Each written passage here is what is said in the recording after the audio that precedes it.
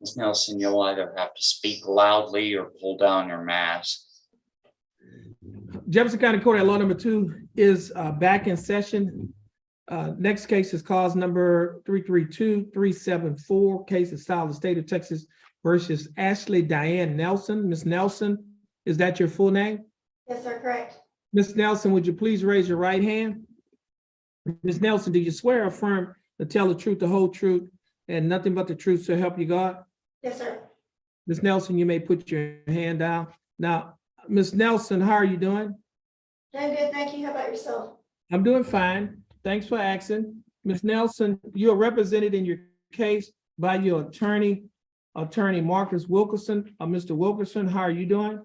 I'm doing well, Judge. Thank you for asking. That's good. Mr. Wilkerson,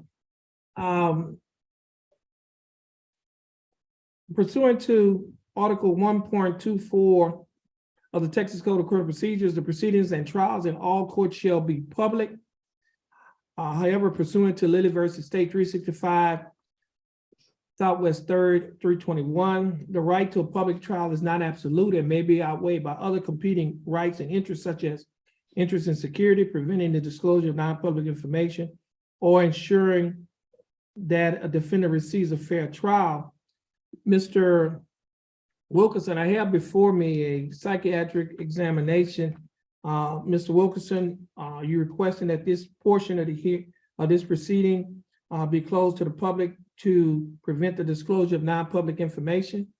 Well, Your Honor, yes, if it's necessary to review it. However, if during the plea there was a question of competency, I would simply cite the report in the court's possession.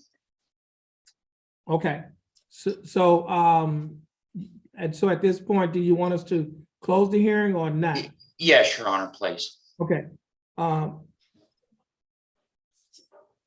The court finds that the party seeking to close the hearing have advanced an overriding interest that is likely to prejudice the defendant in this case. The closure is no broader than necessary to protect the defendant's interests.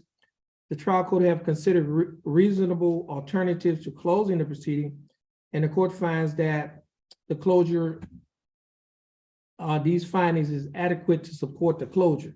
So at this time, this portion of this hearing